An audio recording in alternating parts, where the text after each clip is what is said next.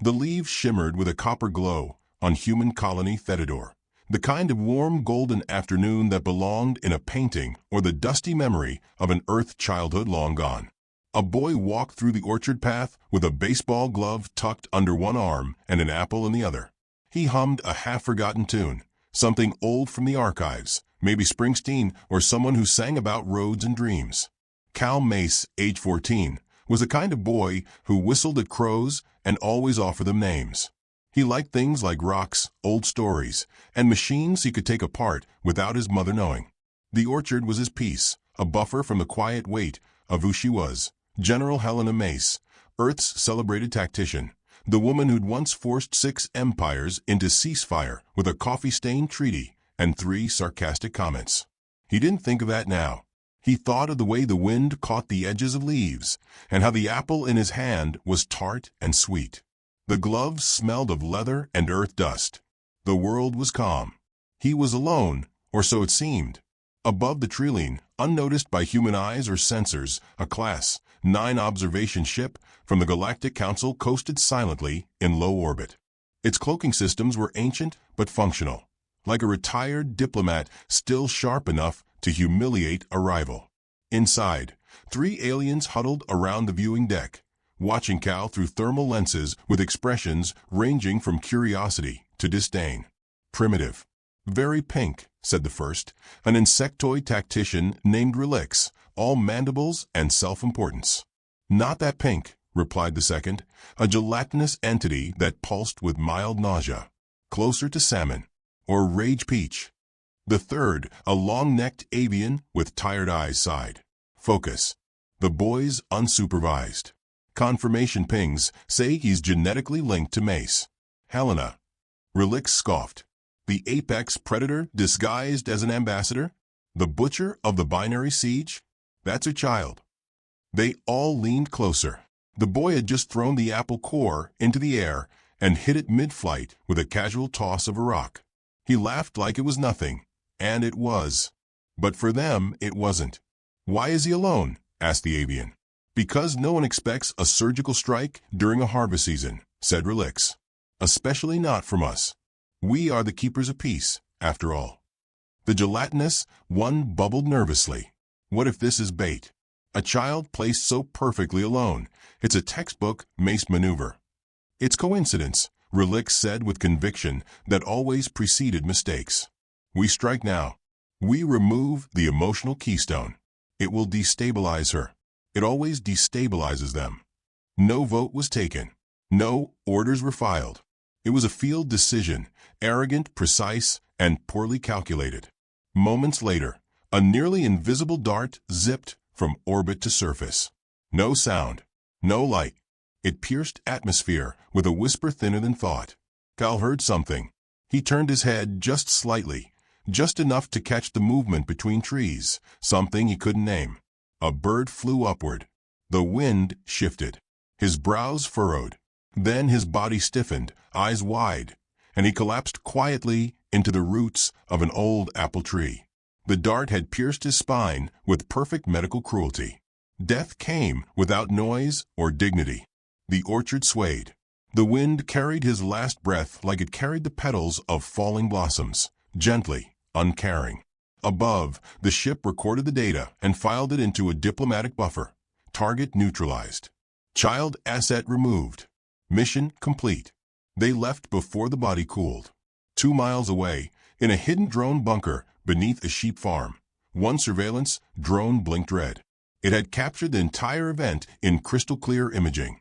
It sent it up through a satellite relay, passed it to an encrypted quantum strand, and forwarded it to its designated recipient on Earth. General Helena Mace sat at her desk on Earth Prime Command, sipping lukewarm tea and reading a debrief on agricultural exports when the footage arrived. She didn't look at it immediately. Her attention lingered on the sound of her son's voice, recorded laughter from his last call earlier that morning, when he told her he'd finally learned to curve the rock like she taught him. When she did open the footage, her face did not move. Her eyes did not widen. Her hand did not tremble. She watched her son fall. She rewound it, watched it again, then again. The fourth time, she noted the breeze, the angle of sunlight, and the flight pattern of the birds startled into the air. She set the cup down. Outside, 3 aides walked past the frosted glass wall of her office, laughing about weekend plans and cold brew coffee. They didn't notice the shift. She stood slowly, walked to the window, and watched Earth sky, blue, calm, and blameless. She tapped her wrist console and opened a direct channel. Protocol Winter Orchard. A voice replied, hesitant.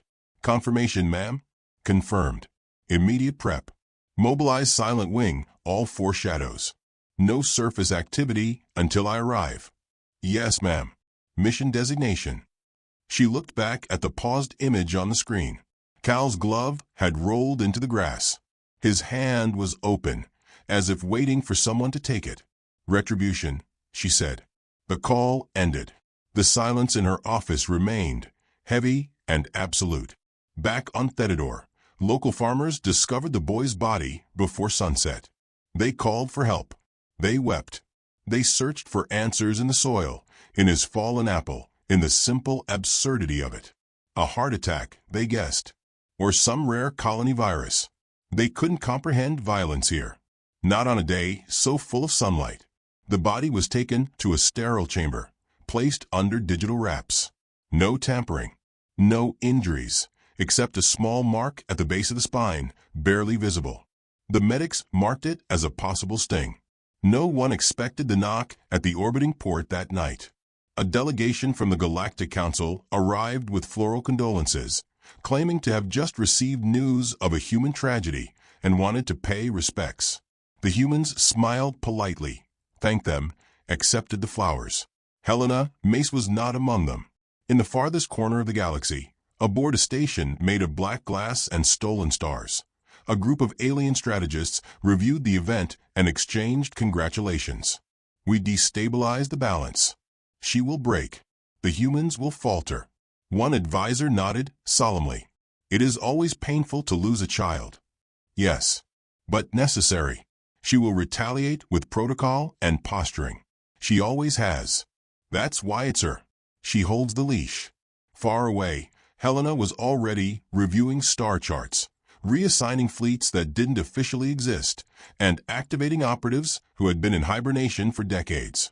The leash was off. She stood at the edge of a silent chamber, her son's glove in hand. She whispered, I warned them once. I gave them kindness. I gave them rules. The drone feed played again. She watched the moment the dart struck, the fall, the silence. I was the leash, she whispered. They just cut it. And somewhere in the galaxy, something ancient and dark and distinctly human began to wake. Not anger. Not vengeance. Calculation. In orbit, the ship that fired the dart cataloged the mission as a success and moved toward another sector. The crew joked about how easy it had been. One looked down again at the orchard footage, pausing it on the boy's final moment. He didn't even scream, the avian muttered. Why would he? Said the gelatinous one. He smiled before he fell. They didn't know why that unsettled them. They wouldn't understand it until it was far too late. By then, Helena would already be moving, and Earth would no longer be speaking softly. The docking corridor of the Galactic Council's diplomatic station shimmered with pristine, sterile light. There were no banners, no ceremonial trumpets, no pomp. Only silence, and a long hallway lined with a dozen species trying not to fidget. Helena Mace arrived without entourage. She wore a simple black suit, neat and unadorned. Her hair, threaded with faint gray, was bound tightly. A single braid hung over her right shoulder, a Terran mourning symbol. In her left hand, she carried a worn leather baseball glove, one corner scorched. She walked like a woman, with no time to waste and no desire to pretend otherwise. The council's reception committee shifted, uncomfortable beneath her gaze. Not because she scowled or glared. No, Helena smiled, and it was the smile that unsettled them. Ambassador Kirill, a willowy creature with glass-like skin, stepped forward with a too-wide grin. General Mace, we are honored to receive you. We understand. You have suffered a personal loss. Our condolences truly. Her expression didn't change. Thank you. "You still wish to attend this diplomatic session?" he asked, voice teetering between concern and confusion. "I am here," she replied simply, glancing down the corridor. "Where's the room?" A Clybourne aide coughed, a wet glottal sound. "May I escort you to the Chamber of Accord? Please." She walked through them like mist through reeds, unconcerned with who bowed or averted their eyes. Behind her, the gloves swayed with each step, an old relic from a lost child, and none of them knew what it meant. The council chamber gleamed with cold elegance. One long table stretched across the room, polished to a mirror finish, with seats calibrated to the physiology of dozens of races. The humans had no seat, just her, one chair, no crest, no flag. She sat down quietly. The others followed. Screens flickered on. Translation halos buzzed to life. Legal observers leaned in. A soft chime announced the start of the meeting. Kirill opened the floor. "We convened today to discuss the recent unfortunate incident on Fedidor, wherein a Terran miner expired under unclear circumstances." Helena did not blink. The Gruul ambassador, a mossy biped with jewel-encrusted brows, cleared his throat.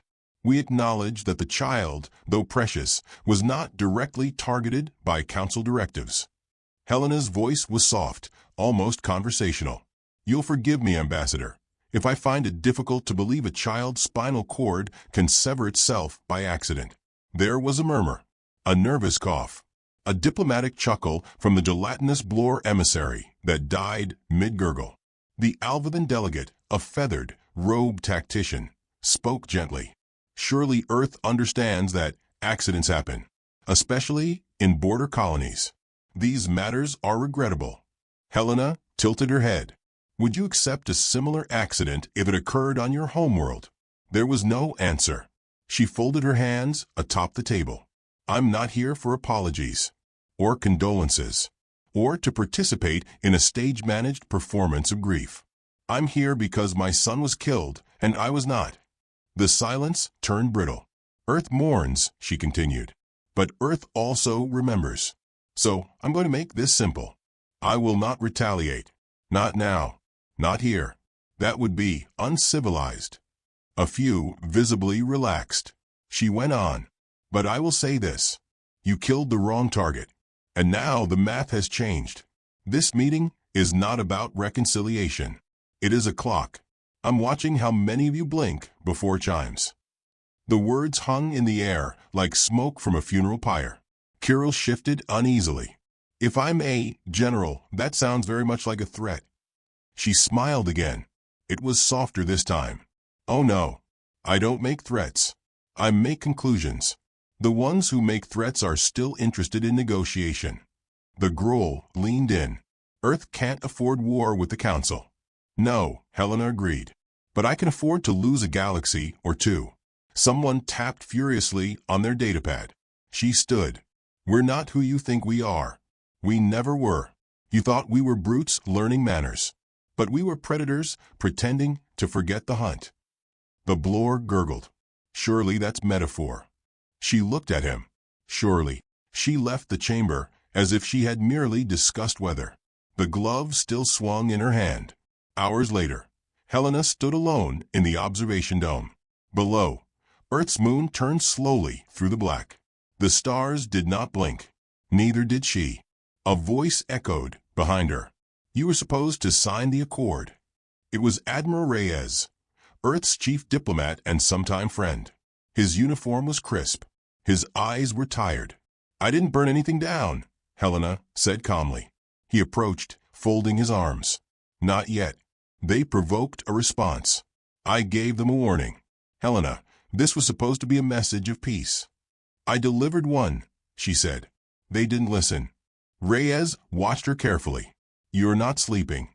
"No. You're reviewing every fleet chart, recalibrating ghost satellites, waking old projects. You're preparing for something." "Yes." "Are we going to war?" She turned her gaze on him. "Not yet." He stepped forward. "Then when?" "When they remember his name before mine." She walked past him. He didn't try to stop her. The funeral on Earth was a private affair. Few attended. It was held in a simple field surrounded by pine trees. A small table bore Cal's favorite things, a toy spacecraft, a silver harmonica, and a digital frame that cycled through photos of him pretending to fly. Helena didn't cry. She stood at the edge of the pyre, torch in hand. When she lit it, the flames rose silently, respectfully. She leaned forward and whispered into the fire, "Sleep well, Cal. I'll handle the rest." That night, she activated Protocol Black Orchard. In the darkness of her private command chamber, the screen flickered to life. An old AI, long decommissioned, responded to her voice. Command line: reactivate Shadow Network 6 Delta. Confirm authority. Authorization Mace 1. Codeword: Ransom Sunset. Confirmed. Shadow Network reactivation in progress. Somewhere thousands of light years away, a relay satellite blinked red and disappeared from the Council's registry. Helena folded her arms. "They wanted to kill me," she said aloud, "but they chose a child. Not for strategy, not for impact, just because they thought it would wound me." She paused. And it did. A console lit up. Signals moved. Names reappeared. Agents who were never supposed to be active again. She walked to her desk and picked up the glove. Stared at it. "You were the only reason I ever believed in peace." The stars outside twinkled, oblivious. Earth slept. The universe turned. The Council, meanwhile, prepared statements of regret, drafted conciliatory scripts, and congratulated themselves on the diplomatic containment of a Terran emotional flare-up. None of them noticed that 16 human civilian ships had quietly changed their transponders and disappeared from their colonies. None of them knew the disappearance wasn't human error. And none of them understood what it meant when one of their own surveillance satellites began transmitting a repeating line of Terran code in binary. Cal was here. By the time they noticed, Helena Mace was already 10 moves ahead. And she wasn't playing chess anymore. The summit was hosted on an orbital station called Harmony Spire, a grand, spindly relic of the first interspecies treaties, polished and preened like a diplomatic museum. It floated above neutral space, with every viewport angled to reflect peace, a carefully engineered skyline of stars. But inside, tension simmered like rot behind painted walls. Ambassador Kirill adjusted his collar frill, pacing. "She agreed to come, didn't she?" "She did," replied the Gruul attaché, nervously rechecking the seating order. "Helena Mace, human general, formerly of Earth's Unified Command. Confirmed arrival in 36 minutes. Then why does it feel like we're preparing for an execution?" Because they were. They just didn't know whose. 36 minutes later, exactly on time, Helena Mace entered the station. She wore white. It was not a Terran color of grief, but of finality, of decision. Her expression was unreadable, serene, the same expression she might have worn ordering flowers or orbital bombardments. 2 Terran aides flanked her, both nondescript, unarmed, and polite. One carried a briefcase. The other carried nothing but a single folded flag, black with an embroidered child silhouette. Kirill met her at the docking bay. "General Mace, welcome to Harmony Spire. May your pain be brief and your burden lighter." "I appreciate the poetry," she said softly. "I brought something too. A gift." Kirill blinked. "A gift?" She nodded to the aide with the flag.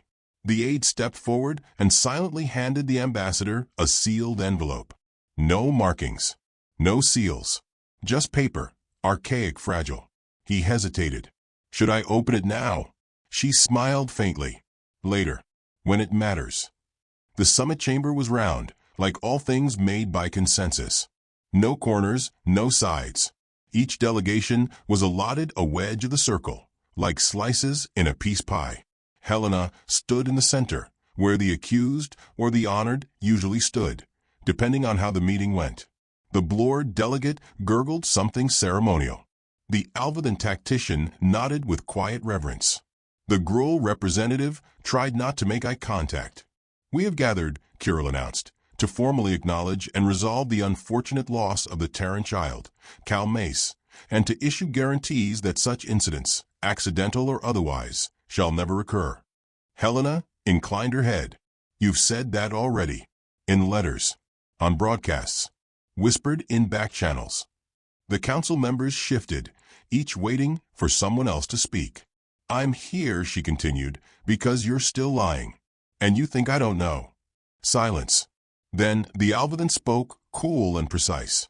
There is no evidence the incident was sanctioned. You sent a strike team, she replied calmly. 4 species. 1 dart. 1 death. That's not an accident. That's choreography. The Blore gurgled in alarm. We have no record.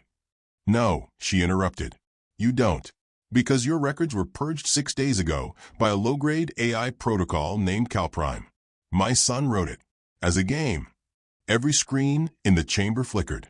For a split second, every display showed a cartoon face, a smiling boy with tousled hair and the text. Hi. I was here. Then it vanished. Kirill's voice cracked. This summit was convened in good faith. Good faith. Helena turned her gaze toward him. I buried my child. Then I flew here in silence, smiled at your lies, accepted your condolences, and waited.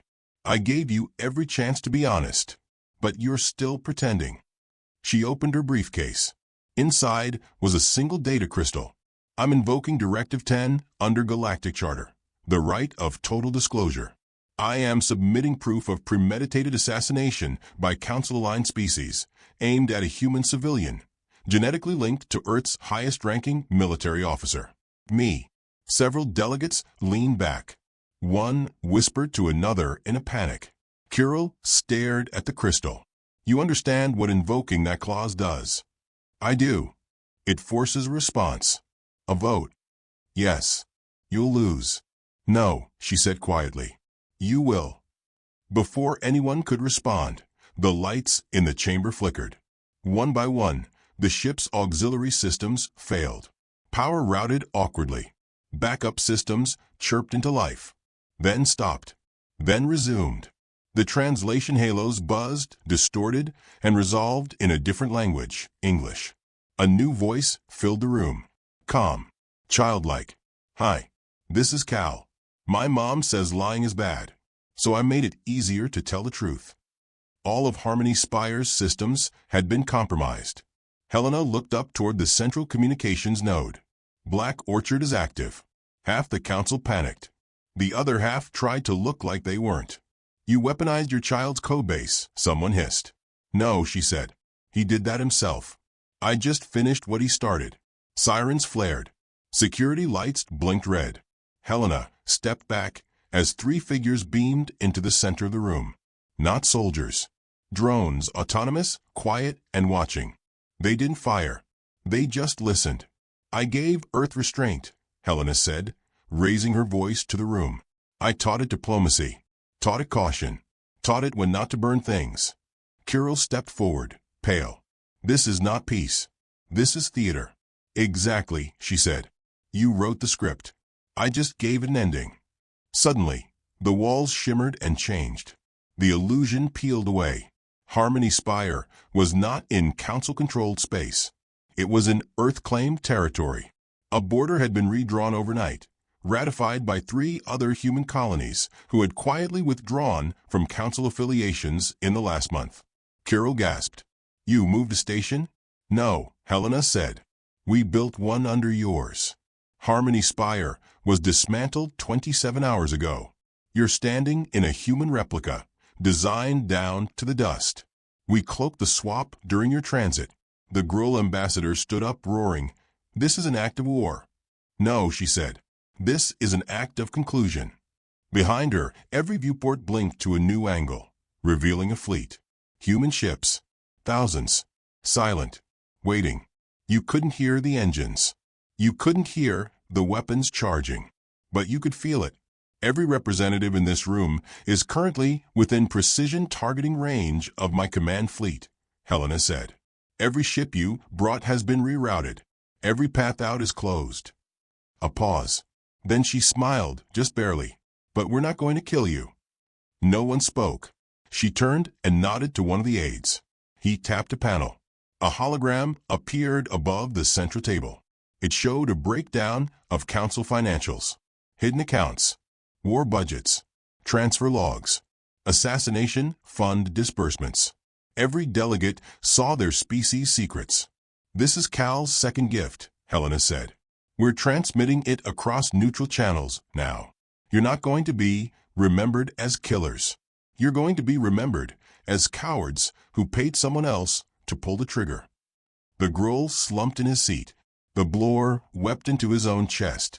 The Alva then remained still. Helena walked back to her chair. "The galaxy doesn't need peace treaties anymore. Not with you. You don't keep them. You wear them like masks." "What happens now?" Kirill asked, hollow. She looked at him. "Now, Earth will take its seat at the head of the table," she said. "And the galaxy will remember that when you aim for our hearts, we don't die quietly. We calculate." Then, for the first time in weeks, her voice broke, not in sorrow, but in something else. Resolve. Cal believed in stories. He wrote his own ending. So I finished it for him. She turned to leave. As she walked, the chamber behind her disintegrated, not with violence, but with humiliation. Every screen across the galaxy now bore a new watermark in pale blue letters. Cal was here. In one of the last remaining observation towers, an alien technician watched the human fleet dissolve into black space. No debris, no signal, just the echo of laughter recorded by a boy who should have lived. And somewhere in Earth's central AI archive, a program kept running, line after line, instruction after instruction. One of them read, "If threat eliminates primary emotional anchor, activate total retaliation with psychological suppression protocols before kinetic force. Execute. Defense equals love times fury." Earth hadn't gone to war. It had mourned. And then it had answered. The ruined moon of Saraveth spun slowly in the black, its surface scarred by decades of war and the long forgetting of peace. Beneath its glass-blasted crust, in a bunker carved from ancient iron, the last surviving member of the Council's High Command watched old stars blink and listened to the silence that followed extinction. Counselor Vayan had once presided over interspecies harmony, composed sonnets about cooperation, and written the doctrine of mutual trust that defined the era now broken. He had signed documents with a golden stylus. Now he held a dull, cracked tablet in shaking hands, replaying the footage again and again. The boy's smile, the dart, the fall. Helena Mace's voice. Soft, final. "You already lived after you took him. This is just overdue accounting." He didn't sleep anymore. He didn't eat. Every channel was dark. Every allied fleet gone, dismantled or defected. The galactic order they built, fractured into whispers and ash. And Earth hadn't conquered. It had quietly removed the option of resistance. He turned when the proximity alert chimed. It was faint, almost apologetic. One inbound signature. No escort. No weapons activated. No formation. Just a vessel, sleek and old. Human-made. Vayan froze. Then he laughed. A dry, choking sound. "She's here." He waited at the airlock as the ship docked with quiet grace. No one else stood beside him. His security had fled days ago, not even bothering to lie. When the door hissed open, Helena Mace stepped through. No armor. No weapons. No flag. Just her. The same black suit. The same braid. No longer a mourning symbol. Now a mark of promise. "Counselor," she said. He bowed slightly, out of habit more than belief. "General." "I'm not a general anymore." "No," he said. "You're something else."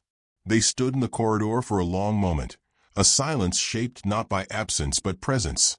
Everything that had been done, every choice that led to this. "Why come here?" he asked finally. "I have no fleets. No voice. There's nothing left for you to take." Helena looked past him, into the hollow halls of the bunker. "That's why I came. You're the last who remembers how it began. Beginnings don't matter. Only endings do." "Not to humans," she said. "We believe endings are earned. Or stolen." He gestured toward the inner chamber. She followed. Inside, monitors flickered on reflex. They showed broken starscapes, ghost transmissions, coded fragments too faint to decrypt. the last gasps of a once mighty council. He sat slowly in a metal chair. I saw what you did. All of it. I didn't hide it. I know. That's the part that haunts me. You didn't rage. You didn't threaten. You explained. He looked up at her, voice trembling. I always wondered what humanity would become when it stopped apologizing. She said nothing. You broke our empires without firing a shot. I fired plenty, she said quietly. You just didn't see the recoil. He swallowed. You turned peace into a weapon. I made it honest. He leaned forward. We were afraid of you, all this time, that if we ever let our guard down, the old Terran wars would come back. The brutality, the blood. You were right to fear, she said. But you feared the wrong thing. He frowned. You thought I was the monster, Helena said, stepping closer. But I was the leash. He blinked. You. I was the one who held Earth back, who made us play nice, who taught the diplomats how to smile while watching you install listening devices under our tables. I kept the old instincts in a cage and told the children to build bridges instead of fortresses. Her voice did not rise. It sank into something darker, something steadier than wrath. I buried that child. That boy who asked why we still used knives when we had nanoblades. Who thought peace was a puzzle that could be solved if we were just clever enough. He was my reason to believe you weren't still sharpening your claws. She dropped the baseball glove onto the desk in front of Ian. He stared at it like it might bite. I gave you everything, she said. Every chance, every treaty, every smile.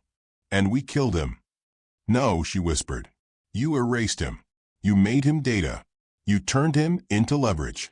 That's what broke the chain. Vayan looked up at her, pleading. Then why are you here? To finish the job? There's nothing left to destroy. She tilted her head. That's not true. There's one thing. He waited. She walked to the edge of the room, touched a wall, and a hidden panel opened. Inside, a transmission relay blinked. Still powered. Still active. A relic of the old council's DeepMind messaging system, designed to last through any war.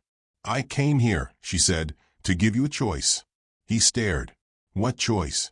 You can send one final message to anyone listening, one warning, and you can tell them the truth. His voice cracked. That humanity isn't the monster. No, she said. That humanity had a monster on a leash, and they killed her reason not to let it off. Vayan's hands shook as he reached for the console. They'll never believe me. They don't have to, Helena replied. They just have to remember. He typed slowly, then stopped. What do I say? Tell them the truth. Tell them not to engage. Tell them if Earth ever mourns again, they won't see ships. They'll see silence. Vayan began to speak, then paused. She watched him. You loved him, he said, surprised. Of course I did. You would have burned everything. I did. She turned toward the exit. You just didn't see the smoke yet. He nodded slowly, then activated the relay. His voice was frail, but steady. To all surviving receivers, this is Counselor Vayan of the former Galactic Accord. This is not a broadcast of surrender. This is a broadcast of regret. He looked toward her, and she gave the faintest nod. We took something from Earth. Something we did not understand. And in return, they did not invade. They recalibrated. His hands trembled. Do not test them again. If you ever hear silence from humanity, run. If they smile, retreat. If they mourn, asterisk. He faltered, then finished. Hide. He sent it. The console dimmed. Helena turned to him. It's done. Vayan exhaled like a man who'd held his breath for a lifetime. What happens now? He asked. She paused. Now, she said. Now, we remember him. And we let the galaxy forget you. She walked out of the bunker. Outside, stars bled their cold light across the dead moon. Her ship waited, patient, loyal. As she stepped aboard, the glove was returned to her hand, its leather creased and worn. A memory made manifest. Inside her quarters, she sat alone and placed the glove on a pedestal. She stared at it for a long time. A message played softly in the corner. Cal's voice from months ago. Mom, if anything ever happens, make sure they know I didn't scream. That I was brave. Like you. She closed her eyes. You were braver, she whispered. I just learned how to survive longer. The ship drifted away from the moon, quiet as dust, vanishing into the folds of space where Earth's shadow stretched farther than anyone realized. Behind her, in a bunker sealed by its own regrets, Vane watched the relay go dark and knew, with absolute certainty, that the stars would never look the same again. The leash was gone, and what it had held back was awake.